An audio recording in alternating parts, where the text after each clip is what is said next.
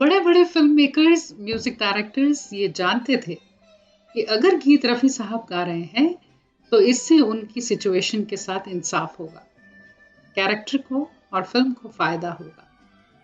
रफ़ी साहब के expressions character को इतना बाखूबी निभाते थे कि जो उसे स्क्रीन पर लाने वाला है उसके लिए आसान हो जाता था।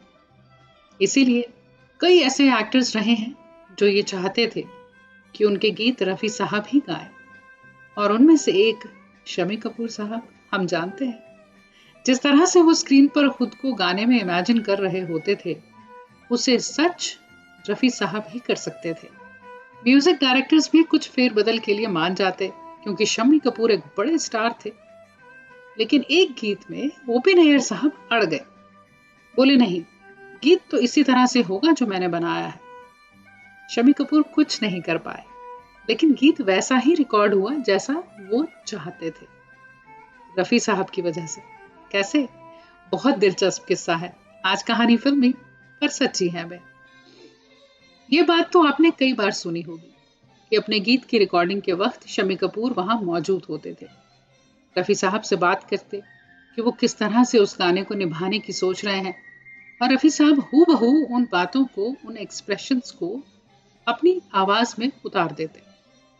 शम्मी कपूर के अंदाज को पहचान देने में रफ़ी साहब की आवाज का बहुत बड़ा हाथ रहा।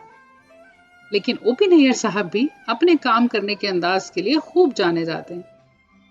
अब हुआ यूं कि एक फिल्म बन रही थी जिसमें शम्मी कपूर, शर्मिला टैगोर डायरेक्ट कर रहे थे, शक्ति सामंत कश्मीर की कली म्यूजिक दे रहे थे ओपी नैयर साहब, और गीत रफ़ी साहब ने गाना था, ये चांद सा रोशन चेहरा, जुल्फों का रंग सुनहरा। शम्मी कपूर का स्टारडम आसमान छू रहा था। हर बार की तरह शम्मी कपूर ने सोच रखा था कि इस गीत में मैंने स्क्रीन पर कैसे परफॉर्म करना है, और उसे इमेजिन करते हुए उन्होंने एक लाइन, जो साइन लाइन है गीत की, उसे रिपीट करने के लिए कहा। ओपी नैयर साहब ने बिल्कुल मना कर दिया। कहा कि गाना खराब हो जाएगा, ज्यादा रेपिटेशन हो जाएगी, गाना लंबा हो जाएगा, अच्छा नहीं लगेगा। यानी कि वो करना नहीं चाहते थे और उन्होंने साफ मना कर दिया। शम्मी कपूर ने मनाने की बहुत कोशिश की कि मैं यहाँ कुछ करने की सोच रहा हूँ, लेकिन ओपी नैयर साहब भी अपनी जिद और अपने काम के अंदाज के लिए जाने जाते रहे हैं। वो नहीं माने।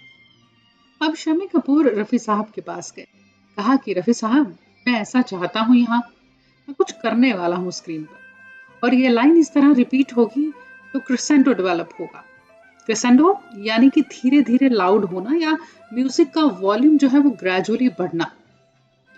रफ़ी साहब बोले तो कर देते हैं, दिक्कत क्या है? शम्मी कपूर बोले लेकिन ओपी नैयर नहीं मान रहे। रफ़ी साहब बोले तू ठहर ना, मैं कहता हूँ। रफ़ी साहब गए उस तरफ, बोले नैयर क्या हुआ, क्या मुश्किल है इसे इस तरह गाने में? स्क्रीन पर करने वाला वो है, गाने वाला मैं हूँ, तेनू की तकलीफ हो रही है? यानी पंजाबी में बोला उन्होंने, तुझे क्या तकलीफ हो रही है? नैयर साहब बोले रफ़ी साहब गाना लंबा हो जाएगा, अच्छा नहीं लगेगा। रफ़ी साहब बोले चलो ठीक है, रिकॉर्डिंग कर लेते हैं, नहीं ठीक लगा तो नहीं रखेंगे, काट के फेंक देना। गीत की रिकॉर्डिंग उसी तरह हुई, और प्रीमियर पर जब ओपी नैयर ने गाना पिक्चराइज हुआ देखा तो शम्मी कपूर को गले से लगा लिया। तुम्हें बनाया ये था रफ़ी साहब का रुतबा, उनकी कही हुई बात की इज्जत। रफ़ी साहब की गायकी को जितनी इज्जत और जितना प्यार मिला, उतनी ही इज्जत, उतना ही प्यार वो जिस तरह की शख्सियत थे उसके लिए भी उन्हें मिला। ये गीत इस तरह से बिल्कुल ना हो पाता अगर उस दिन रफ़ी साहब ने ओपी नैयर साहब को ना कहा होता। और ये तो सच है कि शम्मी कपूर की उनके गीतों में इतनी बेहतरीन परफॉर्मेंस होती थी, उसका बहुत बड़ा कारण रफ़ी साहब की आवाज़ थी। कितने ही गीत हैं इस कॉम्बिनेशन के जो बिल्कुल अलग पहचान रखते हैं। वो जंगली का चाहे मुझे कोई जंगली कहे, चाहे कोई मुझे जंगली कहे, एन इवनिंग इन पेरिस का आसमान से आया फरिश्ता, आसमान से आया फरिश्ता प्यार का सबक सीख, तीसरी मंजिल का आजा आजा मैं हूँ प्यार तेरा, आजा आजा आजा, प्रिंस का बदन पे सितारे लपेटे हुए, प्रोफेसर का ए गुल बदन, ब्रह्मचारी का दिल के झरोखे में तुझको बिठाकर, या फिर जानवर का तुमसे अच्छा कौन है। मुझे गीत याद आते ही जा रहे हैं। आपको भी इस कॉम्बिनेशन का कौन सा गीत याद आ रहा है, कमेंट्स में लिखिएगा। कहानी अच्छी लगी हो तो फिर इसे लाइक ज़रूर करिएगा, और चैनल अभी तक सब्सक्राइब नहीं किया है तो वो भी ज़रूर करिएगा।